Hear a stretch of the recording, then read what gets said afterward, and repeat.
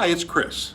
Now, it can be very easy to avoid and delay a difficult or tense conversation with anybody.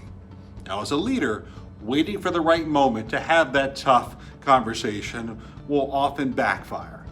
Now, this reminds me of something one of my mentors told me a long time ago, and that is what you ignore becomes more. Now, some studies have said that the fears of actually having a difficult conversation before the conversation are actually 10 times the reality. On that note, think of a time you were really fearful about having a conversation with someone and how much better you felt afterwards, realizing it wasn't as bad as you expected. Now, with that said, I'm sure you can think of a tough conversation or two that went way off the rail, further instilling the fact that delaying or avoiding is okay in our own heads. Now, I want to share 3 quick tips designed to help with upcoming, potentially difficult conversations. Number 1, acknowledge the situation. Think about it from a nurturing versus a critical tone. It might sound something like this. Thanks for meeting with me, Philip. I blocked off 30 minutes on both of our calendars to discuss something that I need your help with. Now, I've noticed you've had 2 critical deadlines that have been missed lately. I need your help to understand how that's happened and what we can do so we can address this. Now, keep in mind that only 10% of our overall message are our actual words. The rest is tonality and body language.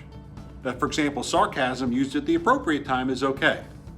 Sarcasm used to open up a tough conversation, not so much. And that leads us to our second step. Listen to understand, not reply.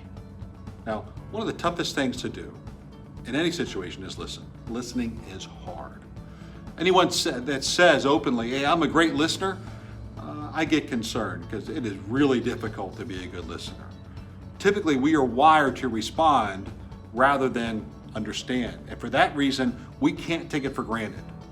We must listen for both the ability and motivational issues or both, because the resolution is really going to depend on which one it is, ability or motivation.